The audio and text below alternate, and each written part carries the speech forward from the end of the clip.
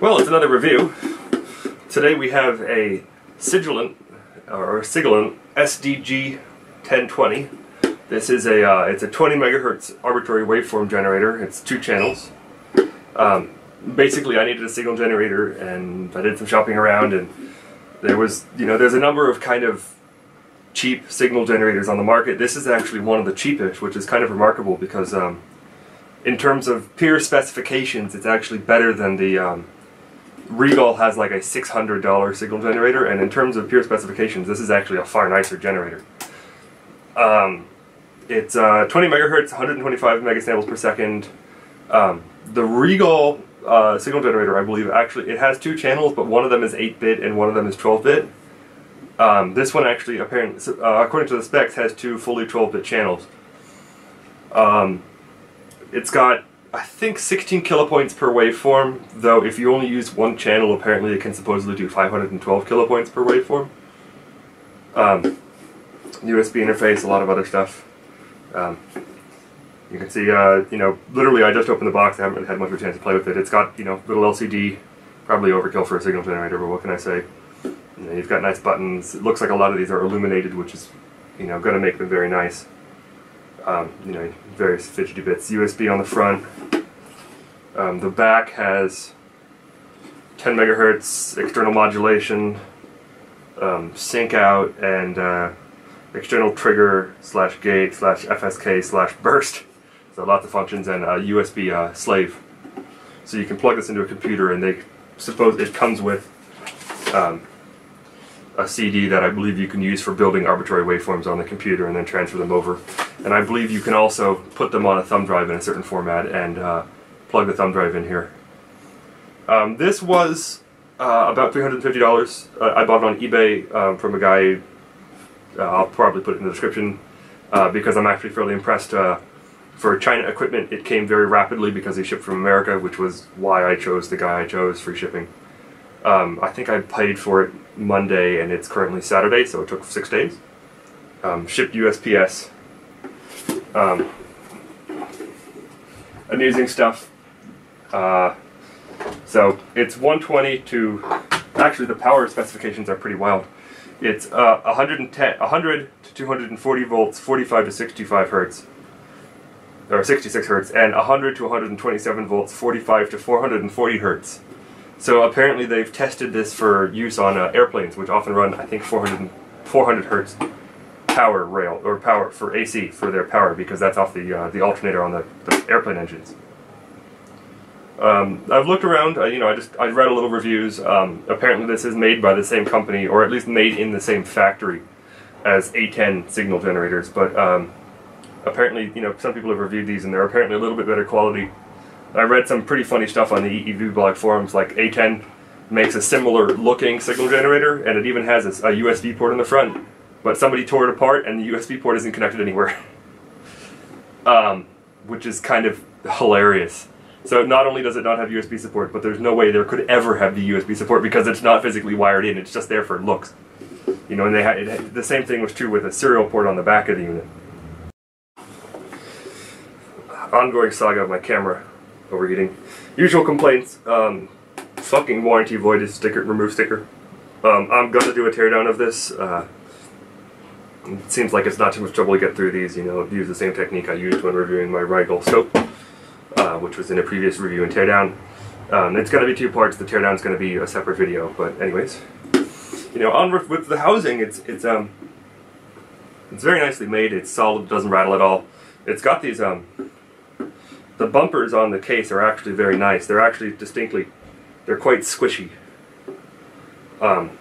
It's so these are, I can actually see these actually providing some meaningful support, just because it's not like it's not just a little thin layer of rubber, it's actually like half-inch thick rubber, and oh, look at that, they come off. Cool. So yeah, this is like solid rubber, and it's quite squishy rubber too. So that's actually quite nice. So, other amusing stuff is, so I bought this from a guy in America, selling to presumably predominantly Americans, and it comes with an Australian power plug and a travel adapter. Amused. You know, fortunately it's just an IEC connector, so I don't have to kind of use this boondoggle. I can just, you know, just use a standard IEC power cable. I mean, it's good for 100 to 240 volts, so I don't have too many concerns. Anyways, let's power it up and take a look.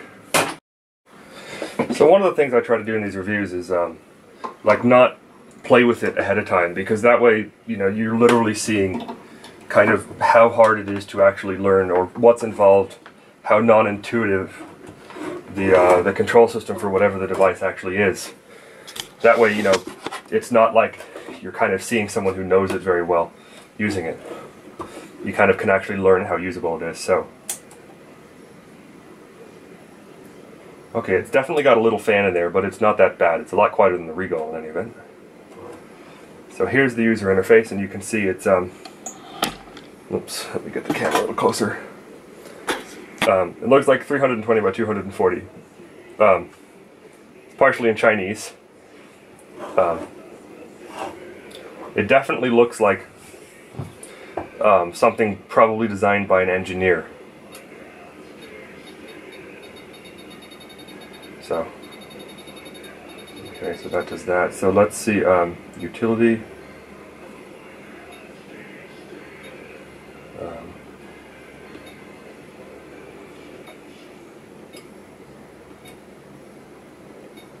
One of these must be language.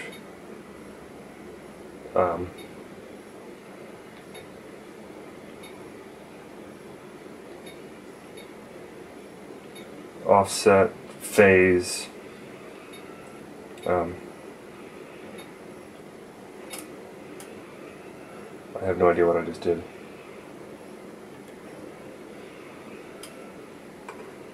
I think I just did a self-cal. Sure sounds like it. It has a lot of relays in there. So,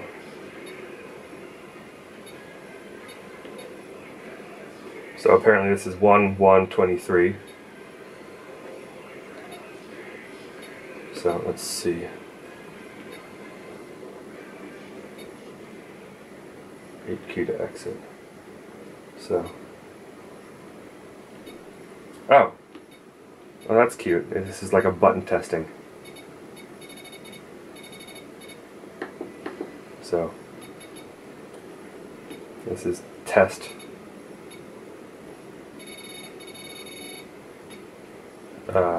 Okay. Store we call help.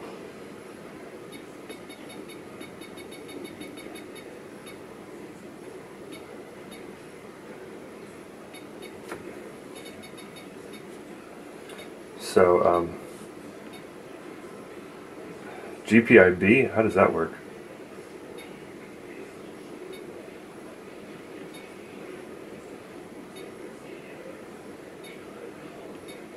Ah, there we are, language. English. Ha! Correct.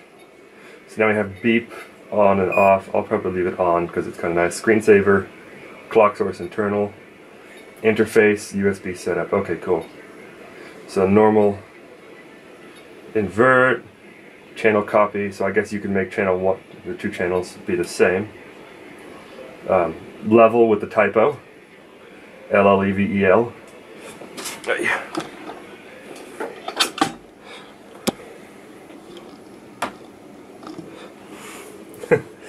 There you can see the typo, that is the level. Oh, I see. High level and low level. Maybe. Equphase. So this lets you set the phase difference between the two outputs. Just in positive, it's only positive.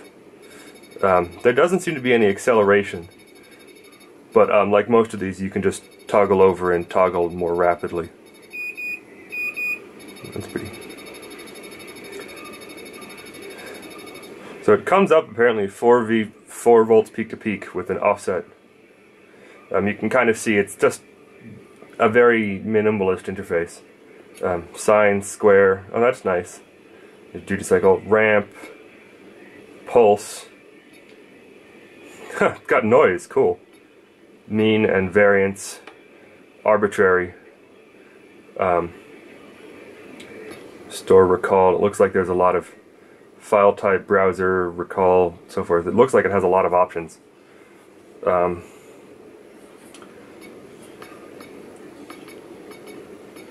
So load waveform, built-in, stare up, stare down, stare up, down, pulse, and pulse trapezoidal, up ramp, down ramp. Oh, it looks like I'm on channel 2 somehow. Oh no, wait, I'm on channel 1. Oh, I see. That's obnoxious. I would normally think this is channel 2, or 1, and this is channel 2, just right to left. But it goes the other way. So how do you select? Let's see. Oh, there you go. Stare down. That's kind of obnoxious. So, built-in, stare up, down, select. So you've got this menu here which has 2 pages, but the bottom page is only one option. So if they ditch the down and up functionality, they could fit all these on one page, but whatever. Doesn't have that many built-in waveforms, but that's fine. Trapezoidal, select.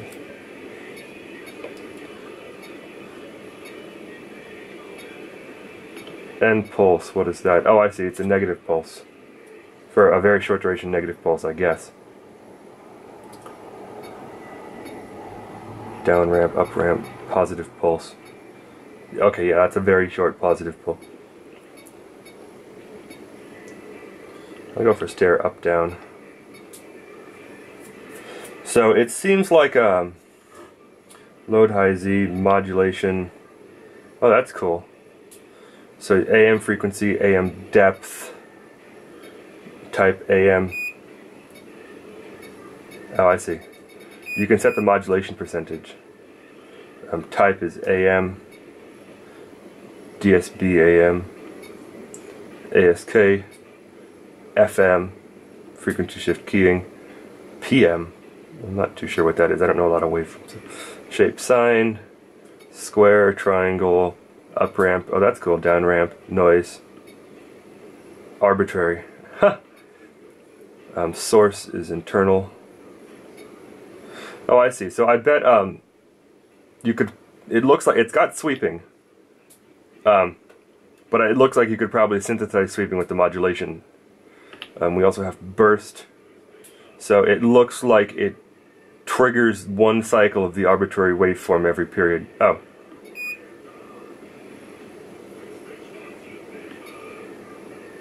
Cycles. Oh, I see. Oh, that's cool.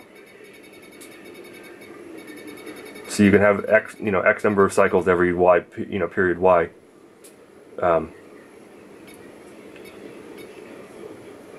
So how do I? So I see I'm on delay. Oh, I see. So to select these, it would make sense to me. Oh, that's interesting. Look at that. You can move around the menu with the arrow buttons as well. So start phase is 0, type, negative cycle. Oh wait, no, I'm just changing the phasing right now. So, oh, when they say end cycle, they don't mean negative cycle, they mean one cycle, n number of cycles. So with gated, it's presumably externally gated, and you can see that the polarity is positive or negative. So an end cycle, source external, manual, trig. I see.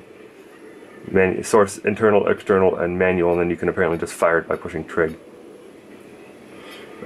Trig out, cycles infinite.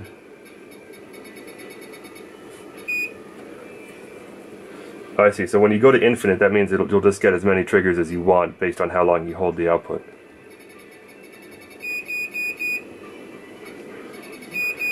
I don't know what this is. Let's see. Store recall. Yeah, that's kind of boring. Help. Oh, there we go. Basic waveform output. It looks like it's got synchronized multiplexes. It's got some pretty fancy pants stuff in here. DC signal. So I wish there was like I wish there was a button over here I could press to select the menu option, because otherwise you kind of go, you wind up over here and then you go over there and you wind up over here and you wind up over there. So apparently DC offsets under the utility button. So utility, DC, on. Oh, that's nice. Look at that. You have speed buttons. You want positive or 1, 1. So that's quite nice. Though it seems like if you turn it off, it kicks you out of that menu. So on the whole, it's not great, but there doesn't seem to be anything. I see. So you can turn modulation on, turn, you know, sweep on, turn burst on. That's kind of useless. You have help. So these are all toggleable, which is nice. Oh, I see. So if you want to switch between channel 1 and 2, you just hit this button. So they don't kind of have... Okay, that's understandable. I would think the only concern I'd have about that is that this button would wear out. Because if you're popping back and forth between channels a lot. I don't know. One of the things that I haven't mentioned is that the button feel is very nice. There's a very much kind of like you push them in and then they kind of pop in, and there's a very... they're rubber buttons, they're squishy rubber buttons, but they're actually fairly, you know, kind of positive confirmation. Sorry. Caught on the tripod. So it definitely, from like a user, you know, how does the user interface feel? I'm pretty content with this. I mean, you definitely have a nice... We'll have to see how the buttons age. Another nice thing is, like you can see, it breaks up into segments when you're inputting, you know, large numbers. You know, like if I want to put in a megahertz, you go 1,000,000, and you can clearly see that that's the, you know, that's basically 1 megahertz. So you have, you know, 1,000 hertz, and it gives me 1 megahertz. So that's quite nice. So that it you know, so you're not like trying to count zeros. It breaks them up. I mean, that's just a little thing, but it makes the usability a lot better. I mean, you can see here that, you know, this is 1 megahertz, and it's got a split there, so you can clearly, you know, you can break down the segments of the voltage nicely. Okay, give me a couple minutes and I will plug it into a scope.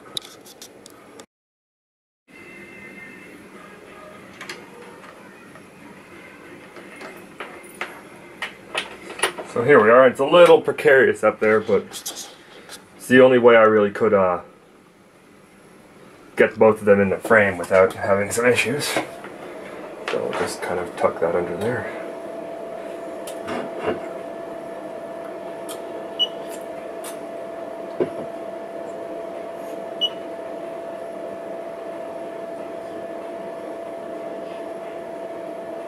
Wait for the scope to boot.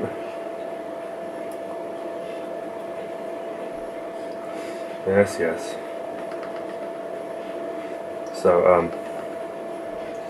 obviously you can see I was, actually I've been using the decoding options in the scope, which are kind of slow, actually, but that's another issue. So, let's see. Turn off you. Decode.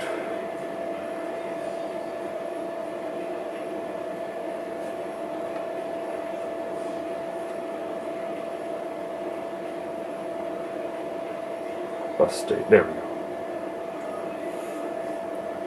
So, let us see where our signal is.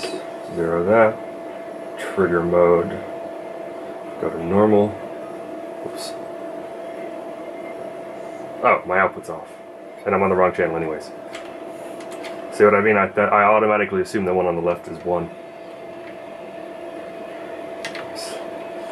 I need more BNC cables. Ha!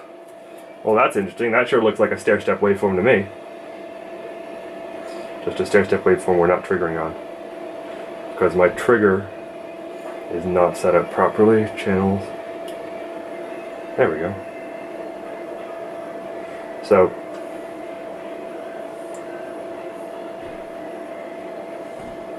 that's interesting. We have little...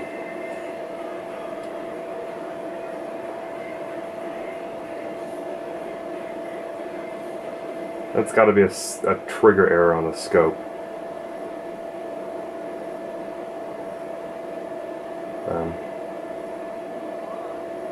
Oh wait, maybe not. So the first thing I can see is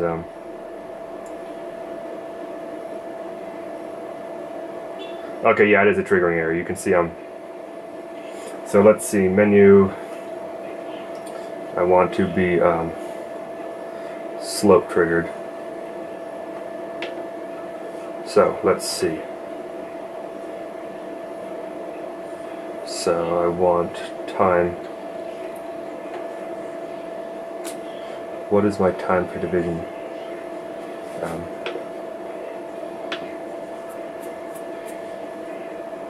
So we are currently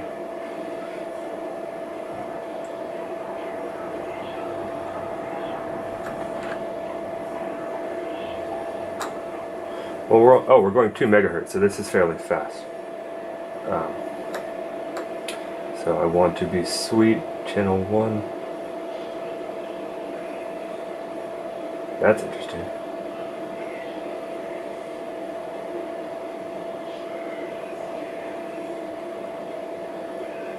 Oh yeah, so I'm just sweeping the wrong way.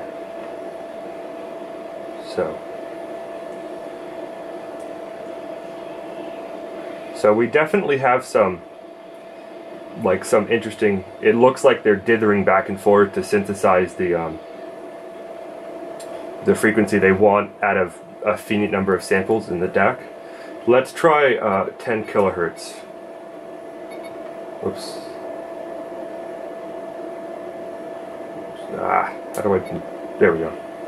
10 hertz. Suddenly my triggering is not working anymore because my slope rate has gone down. And then you time. There we go. So we just snap in.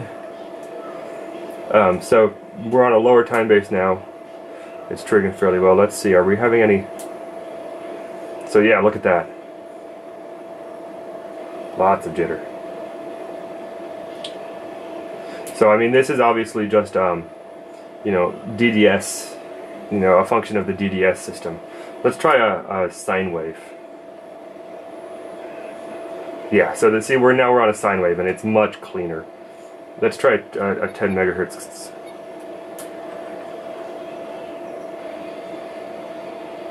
Now my triggering's fucked up again. Let's go back to edge triggered.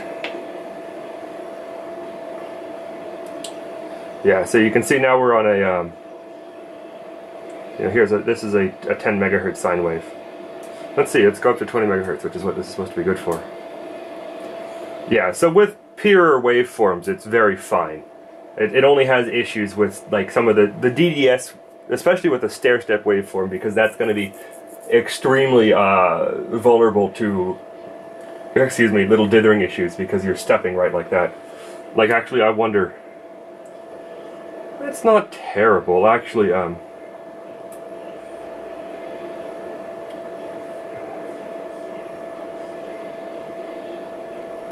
Okay, so now we're there. Well, let's set up my output. So, let's see, mod. That's interesting. Sweep. How do I set my output into 50 ohm mode?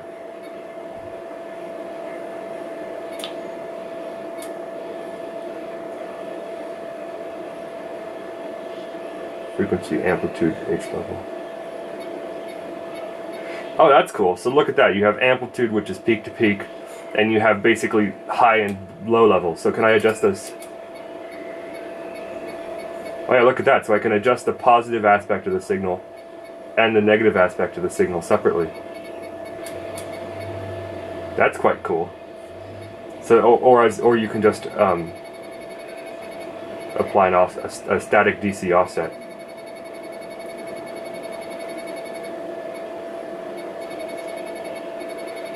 That's very nice. That's actually a very nice. I like that system. Duty.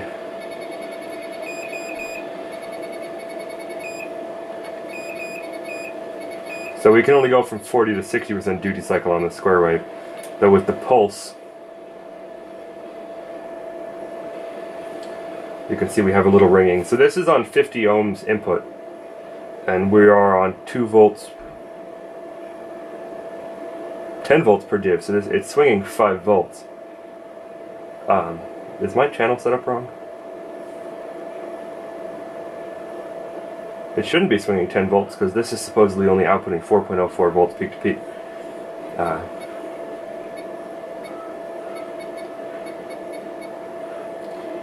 So what's going on? I think I've got the probe. Yeah, there we go. So it's set to 500 millivolts per div. So we're swinging. Well, here, let's turn on some measurements. Measure channel 1, display all. So we can see our amplitude is 2 volts, though supposedly the output amplitude is 4 volts. 2.07. I think this has to be set up. It says 50 ohm output here.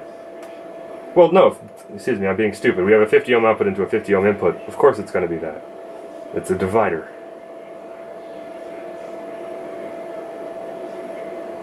Let's see, let's set that to exactly 500 millivolts. There we go.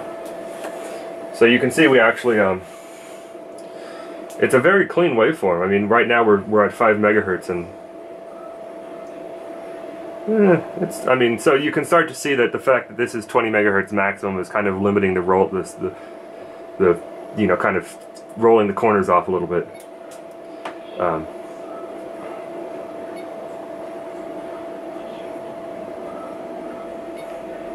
Okay, so that's nice, so you can get out of it that way. So let's go to frequency, 5 megahertz. Okay, so the upper limit for the ramp is 300 kilohertz according to this system. Okay, so I think I was probably running the stair-step waveform really hard. Let's look at our amplitude. Let's turn our amplitude way the hell down.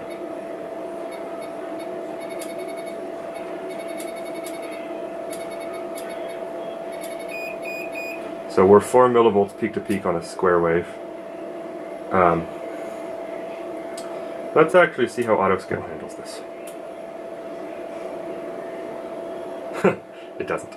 So first of all, let's turn off 50 ohms, and then drop down to 1 millivolt per div, and move. Okay, so we're getting a signal. I'm not sure how much of that is real noise and how much of that is just crap in the well, you can see we have 5 millivolts is the, or it's dithering around. I'm pretty sure there's a lot of noise in here, and I'm not sure how much of that is the scope. I'll probably put it on my analog. Well, actually, so there's a good experiment. So over here we have my 7904 with a Raspberry Pi on it. I'll just move that out of the way. So we'll go into my, not changing anything, we'll go into here. So we're DC coupled, triggering on B. So DC, and that's grounded. Oops, I'm on the wrong thing. Alright, it's cranky right now. Alright, we'll try the other module. This has got some trippy comparator stuff, but it's it can kind of be irritable sometimes. Let's see, now I'm not triggering.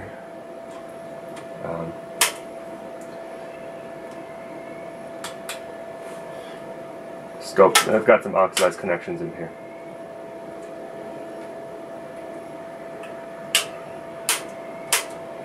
So what's going on? Oh, that's the problem.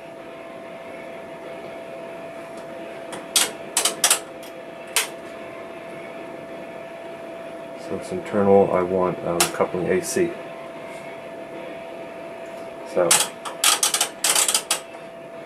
let's see. Let's turn on 20 megahertz bandwidth limit. Oh yeah. So you can see here's the waveform. You know. So first of all, noisier without the bandwidth limit. But it looks pretty damn clean. Am I in uncaled mode? No, so why? Oh, of course, it's not 5 millivolts, it's 4 millivolts. I'm being stupid. So, don't I have a plug-in that'll do... Yeah, okay.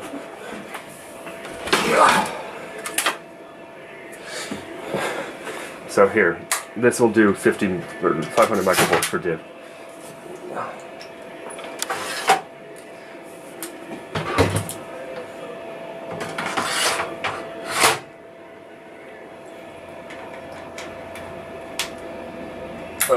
So, switch to the right module, wait for the beam to come up again.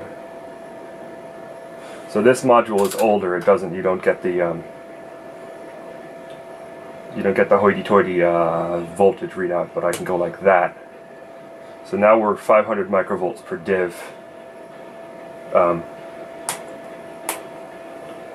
So there's our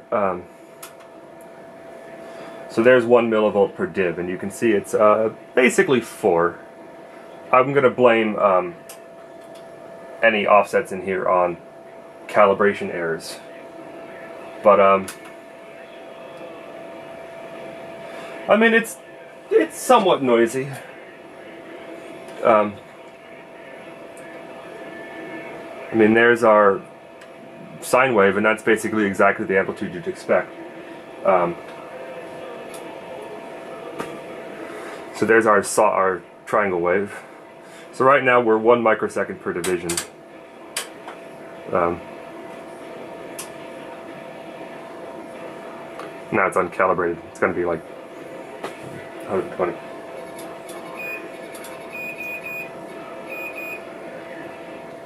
But I mean, for the most part, for a 4 millivolt output, that's pretty decent.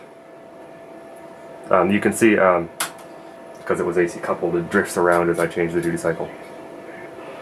There's the noise output, which is appropriately noisy. Yeah, well, let's, I mean, waveform load built in.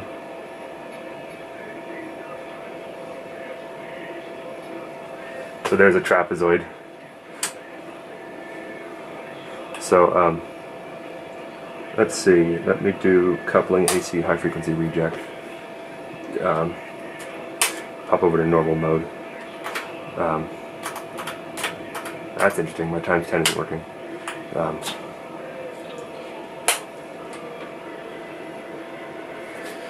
This plugin has some issues. I need to get in there and do some work on it. Oh, of course, no, the problem was much simpler. I was just in... Yeah, there we go. Never mind. But you can see wiggly knob. I was just an AC low frequency reject, and it was rejecting the frequency I was looking at. Let's look at our noise if we crank the crap out of the frequency. So, and I thought I saw it there for a second. Oh, oops, I know what's going on. I'm in low frequency reject. So I'm pretty confident at this point we're starting to hit the bandwidth limitations of this plugin. Because I'm pretty sure if I go like that, yeah. So now so the times 10 mode in this plugin is bandwidth limited. So you can see reduced bandwidth. So it's probably only good for a megahertz or two, because you've got so much gain. I mean, we're down at 500 microvolts per div with an uncalibrated offset. There's 500 microvolts per div. But if I drop down to times 10 or times 1. So there's the 20 megahertz. So this is, oh, I've got a duty cycle offset. There's 50% duty cycle. So that's about as fast.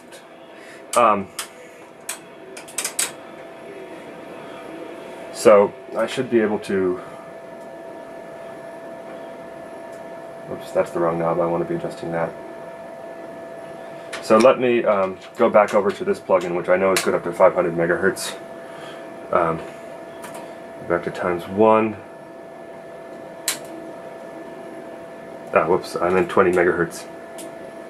So there's our actual waveform at 20 megahertz, and I'm pretty confident that that's exactly what the realistic waveform looks like. You can see there's some fuzz on it, but it's still 4 millivolts at 20 megahertz. That's not bad at all. And we can go like this, and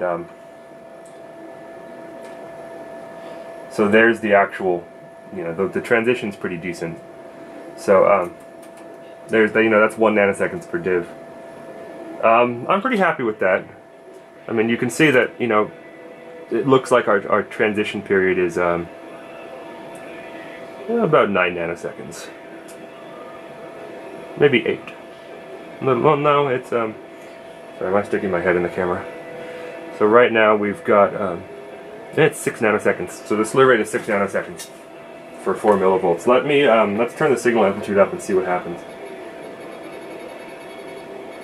Yeah, so you can see the corners start to roll off a little bit as the signal gets bigger.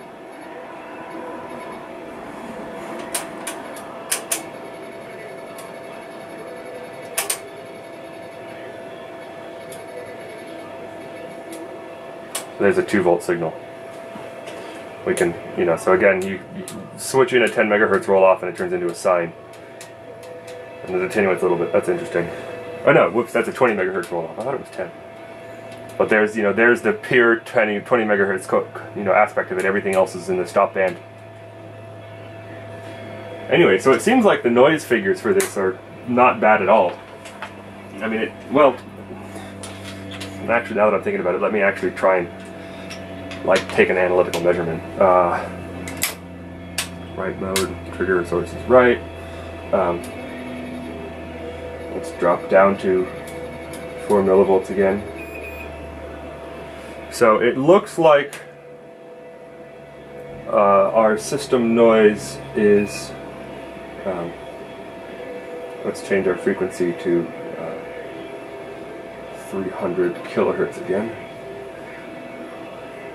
So it looks like with 500 microvolts per division, the output noise is about 500 microvolts. So that's not bad at all. Oops, I'm on the wrong time base. Whoops. So you can see that. Yeah, I mean it's 500 microvolts when you limit it below, say, 5 megahertz. I'm not sure what the roll-off frequency of this plugin is. I could probably look it up, but you know, that's basically pretty much 1 division on the dot. Maybe it looks like there are some little peaks a little bigger, but that's not bad at all. Especially not for a $300 signal generator. That's peanuts for the signal generator.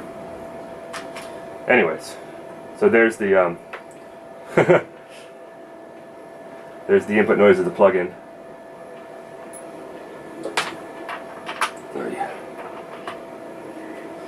So it looks like when coming back over here,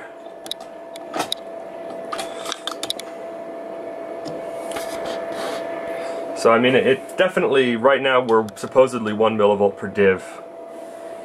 And I think a lot of this noise is scope noise.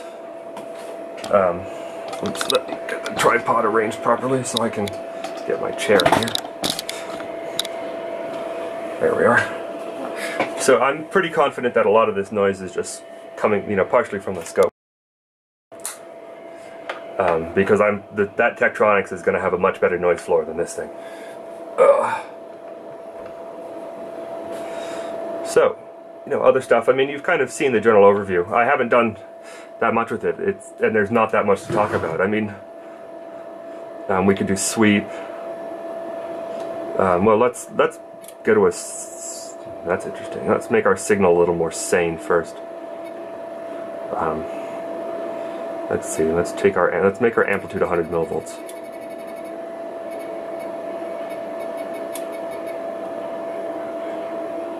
Actually, I wonder. Okay, so the auto scale actually worked properly on this. So, let's drop down a div. So, if we do sweep, sweep time is 1 second. Frequency 300 kilohertz, so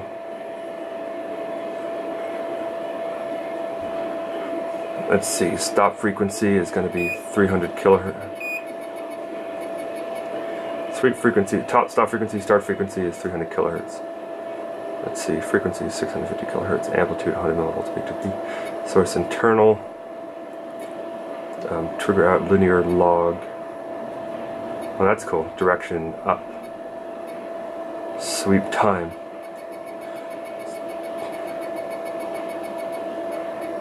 I need a bigger millisecond.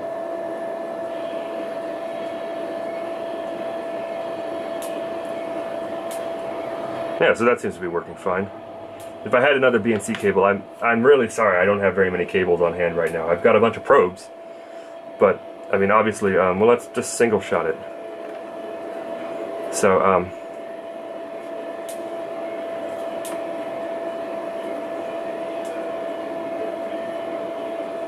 well, let's see if I can't. So the minimum sweep time appears to be a millisecond. That's kind of annoying. Well, let's change some of our frequencies, stop frequencies.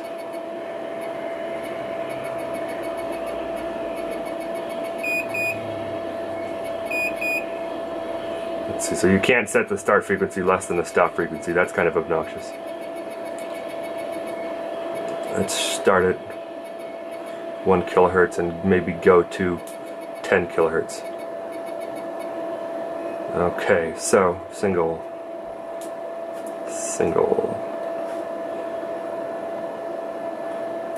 So there we go. There's a. So you can kind of see the transition from, you know, the transition when the sweeper starts is kind of ugly, but I'll live. I mean, that's not a big deal. So I'm curious. It says frequency is 8, so it looks like that's basically they're telling you the midpoint of the sweep. So I mean, I could probably do some fancy jazz with the trigger and make this trigger properly, despite the fact that I've only got one channel, but it's kind of not really warranted.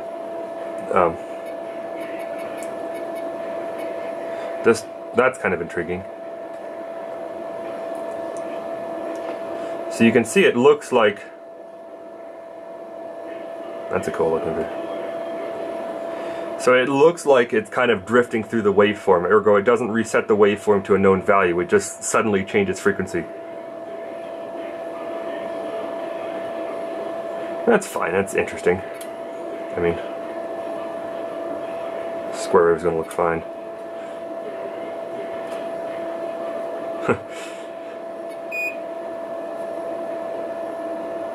Oh, that's interesting. You can't sweep the pulse output. I wonder, can I? So, but you can sweep the arbitrary. Why can you not sweep the pulse output? That's very strange. You'd think you'd be able to sweep one of the parameters of the pulse. So I guess if you want a swept pulse, you have to generate it in the arbitrary and then sweep that. Because I guess it'll sweep. Huh.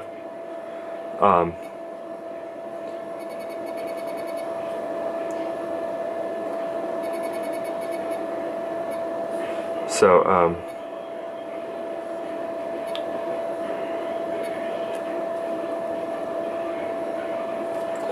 let's see. So let's look at the pulse. Sweep has been turned off to allow pulse. So actually, let's look at these edges here. So there's not that much overshoot. It looks quite good. Plus, I bet if I turn on. No, so the edge there is presumably a function of the op amps and the filtering inside the signal generator, because it's not in the cabling, because if I turn on 50 ohm termination, it doesn't go away. But that's a decent edge. I mean, that's let's see, menu, rise time, 7.3 nanoseconds.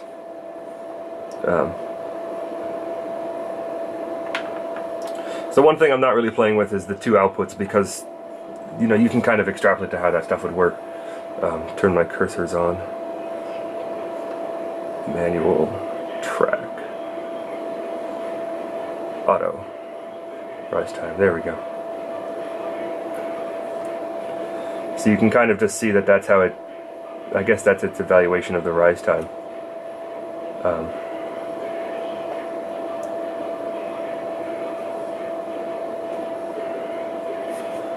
Vertical, peak to peak, so forth.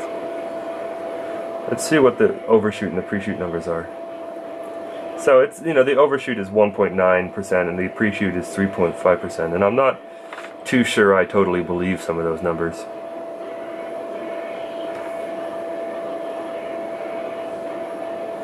So,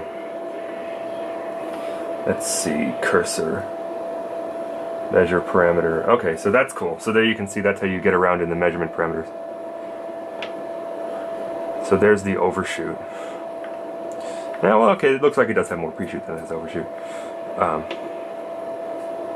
But still, that's not bad when you consider that this is, you know, it's only a few nanoseconds. You know, when it 7 nanoseconds, and that's only for a generator that's good up to only 20 megahertz. I wonder how it's deciding what points it wants to place those at. Yeah, so actually, I don't think it likes that as regard to rise time. 37 microseconds. Square wave. Rise time less than 100 nanoseconds. Oh, that's interesting. So look at that. We've got glitches. It's a faster rise time, but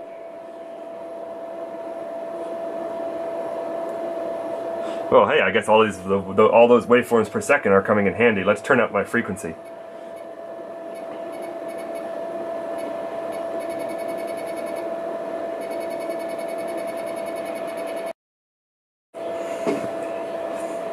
So that's fairly interesting. So you look right now we're at 500 kilohertz, and it looks pretty good. There's actually a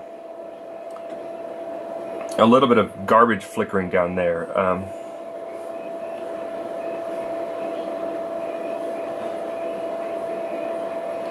So you can kind of see, let me turn it down just a touch.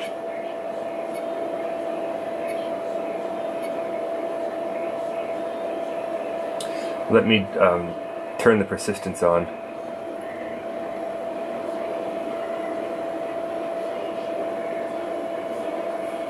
Oops. So you can see there's kind of some weird crap at the heel here.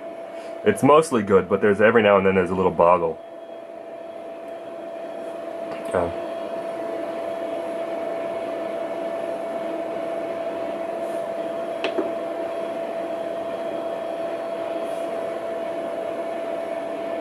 Oops, that's not what I want.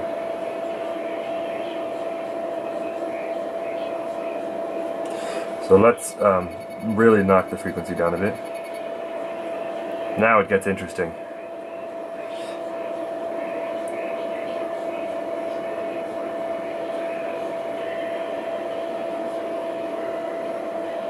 So what is that?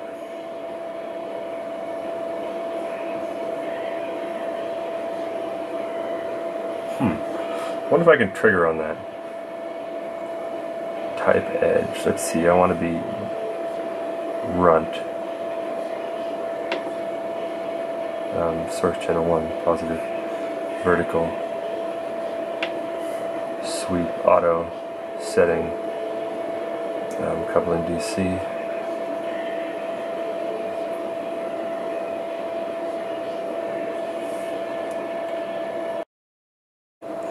So here we have the same behavior on the falling edge. That's very strange. I mean, holy moly! Oh, I see what's going on. It's triggering on the it's triggering on this falling edge. So let me So it looks like it might actually be dithering back and forth between signals.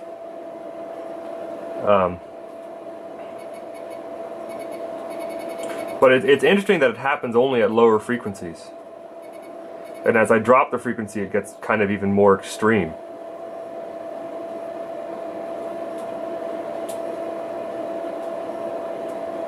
Or well, not. It looks like it's exactly one pattern.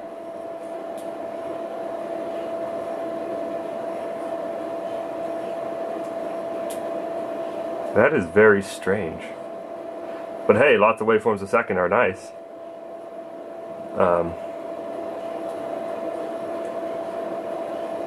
So if I turn the frequency back up again, they'll get smaller. Presumably because they're increasing the ADC update rate. Well, no, they're actually all exactly the same size. Though it looks like, so we're at 90 kilohertz right now.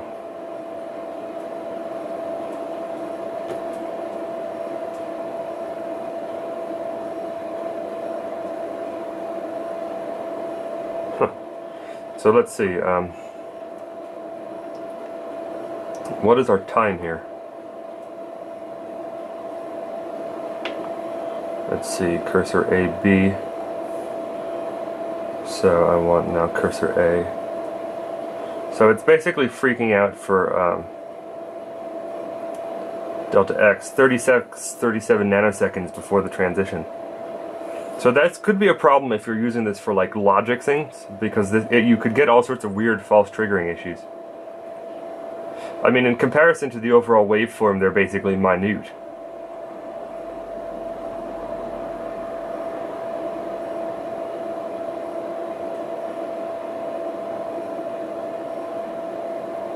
Let's see, does it happen in pulse mode?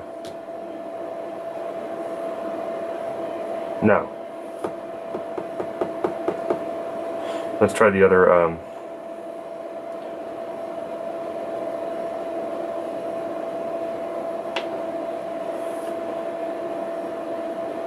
Alright, so when you're in pulse mode, it's totally clean.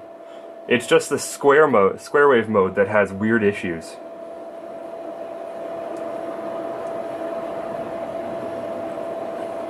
Let's actually, I want to look right at these little, oops, come here you go.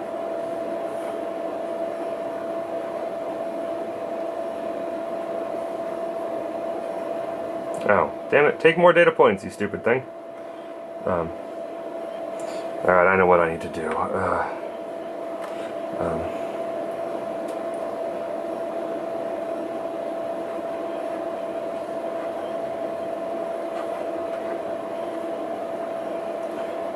This is kind of one area where the responsiveness is a little annoying.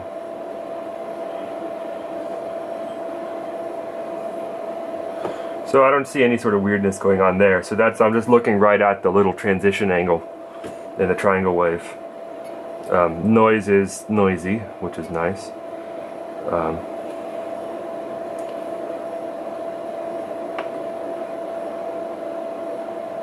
So the well, let's see if I can get any oops, mode waveform built in. So P-pulse, let's try that one. That was weird. Look at what happened when we swapped modes. Oh, I bet I know what happened. So I think what happens is there's probably like a piece of some dual port RAM in there. And I bet that there's like a microprocessor which handles the screen and writing the modes, and an FPGA which handles sampling out of the RAM. And I bet what happened is it overwrote the RAM sequentially, but we had the FPGA was running while it was overwriting the RAM. That's really neat. Well, that's kind of funny. Huh. So let's, so, I mean,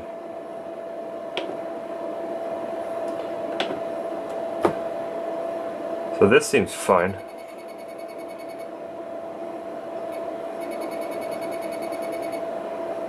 So we have the width jitter that we saw before. Like you can see, I think what's going on is because it's got to be using integers internally for timing.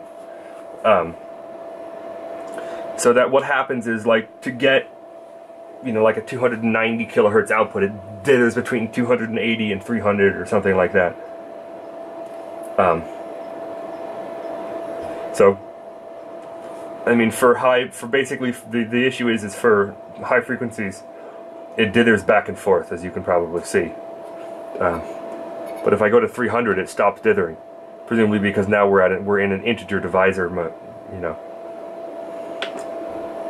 That's kind of interesting. So you can see right now the duty cycles kind of change.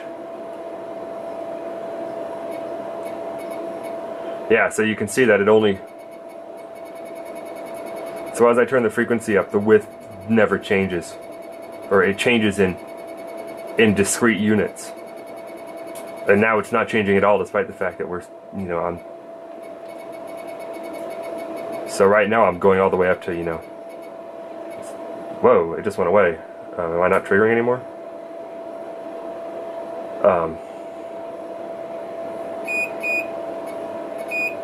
Okay, so apparently it goes up too far and suddenly now it's not even... It's skipping over that sample. But it's interesting that it kind of changes in...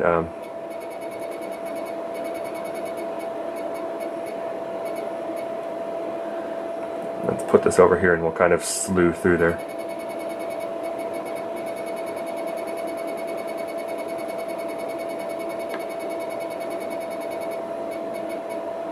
I guess that's what you get when you have basically like a fixed internal clock and you need to synthesize arbitrary frequencies without like a fancy PLL. So I mean, if we go out to the I mean, see, so when you're adjusting like this, it adjusts fine.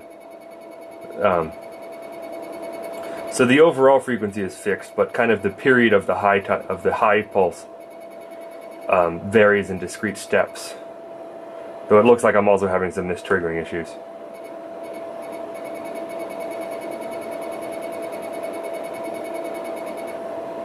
Yeah, like I don't know what just happened there. But I think...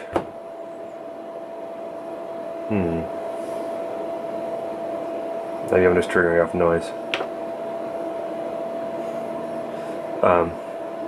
Yeah, so it seems like there's some weird... Oh yeah, there you go, there's that weird... It went through a sine to get there?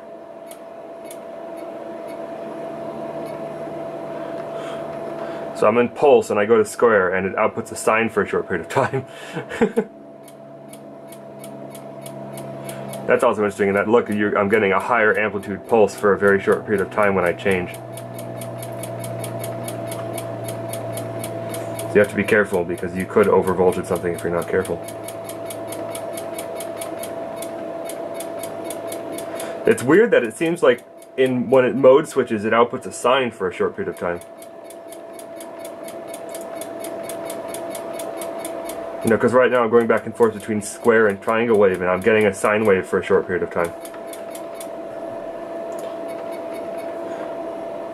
You can also hear relays clicking over. So now that's interesting. So the relay isn't clicking over. I wonder if the system is oscillating for a short period of time when the relays open or close. Because now you can see between a ramp and a pulse, I don't get that sine, and I don't get that high volt, the slightly larger magnitude pulse.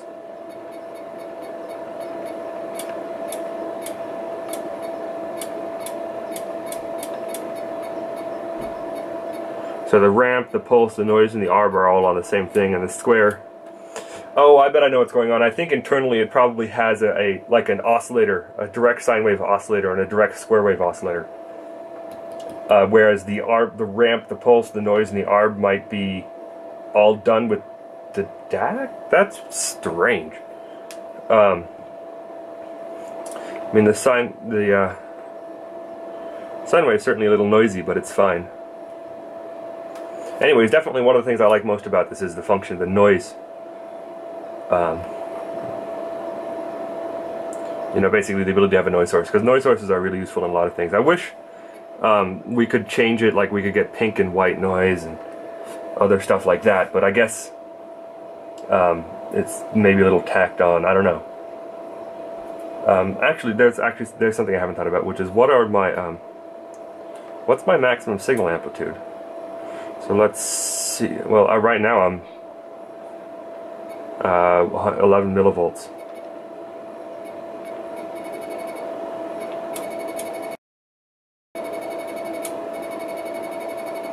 Let's go to sine. I definitely like the buttons that light up that show you what you're doing. That's very nice.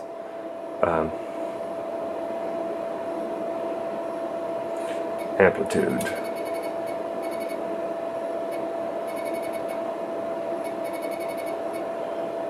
So right now we are 10.2 volts. Let me turn off my cursors. So our amplitude is 10.2 volts, which is, that's interesting because I'm supposed it's only 9.9. So there's a minor discrepancy here, though that might be just a little bit of noise on it. So let's, so the maximum output appears to be 20 volts peak to peak. Can I put an offset on there? Nope. So the maximum system output is 20 volts, which is not bad actually. And it can probably drive that 20 volts into 50 ohms, though it would of course drop down to 10 volts. Yeah, so I mean,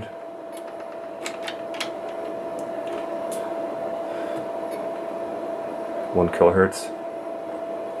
I mean, both channels work.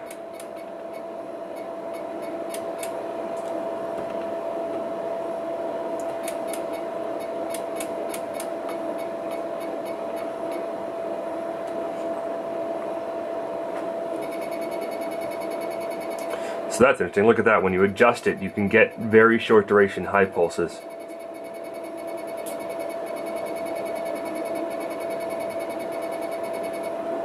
So it's interesting. It seems like all of the issues it has a few little glitch issues, and it probably has some issues during mode switching. But on the whole, I'm pretty happy with it. I mean, I don't need that much of a signal generator. This is kind of a lot more of a signal generator than I need. Basically, I need something that can generate me logic signals at various frequencies, and something to generate sine and possibly noise. The noise facility would actually there's an interesting, let's take a, let's see, how do I do a FFT on the noise? Math.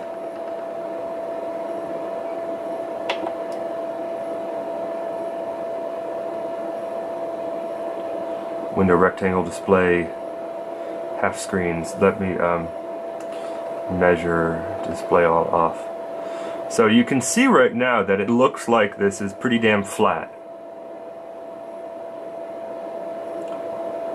I mean, there's a few spikes, but you know, compared to a sine wave or a square wave where you have lots of,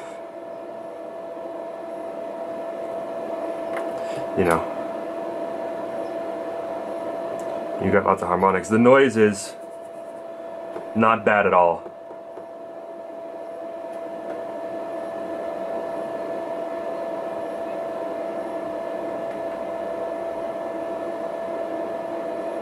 So let's go back to a sine, and you can see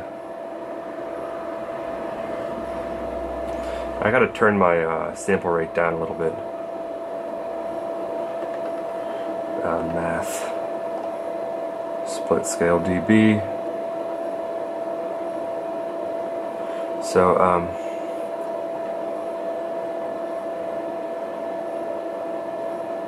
yeah, there we go. So there you can kind of see,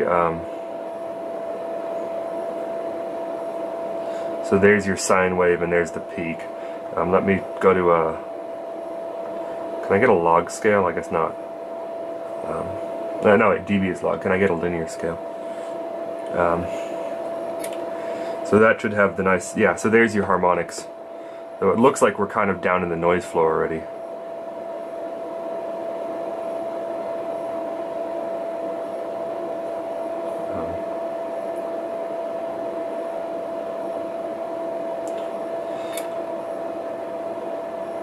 Yeah, so then whereas if we go to, that's an interesting harmonics pattern. Whereas in the noise it's flat. There's a little bit of garbage in there, which are probably just, we're seeing some little effects of the DAC sample rate. Some sort of intermodulation crap jazz going on, but it's overall it's pretty flat. What are the uses of that?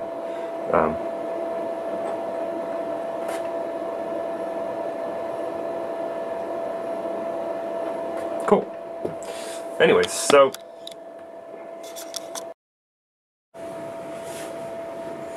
on the whole, it's got a few things you need to be aware of for using it. I mean, that little weird glitchness, I mean, it seems like if you want to use it in logic situations, you need to be careful to use the pulse and not the square wave because of that weird little boggle. But on the whole, especially for considering the price, which was about $350, which is, I think, literally half that of the competing Regal. The Regal DG1020 is, I believe, what it was. And you get a bigger screen that's color, though it's, I mean, the user interface is kind of ugly. I mean, dark green and yellow. But you get, you know, I mean, the screen is well used. You have the nice arrows that tell you, you know, waveform size and everything like that. You have the two outputs. You know, you have the ability, it's got internal storage, a lot of stuff like that. That's a big waveform. I mean, so on the whole, I'm pretty happy right now. I mean, it should do what I need with regard to a signal generator. It's kind of overkill for what I need with regard to a signal generator. And yeah. Anyways, we'll also be doing a teardown of this, and I'm going to do it now, but we'll see when it gets uploaded. It might take a day or two. Have a good one.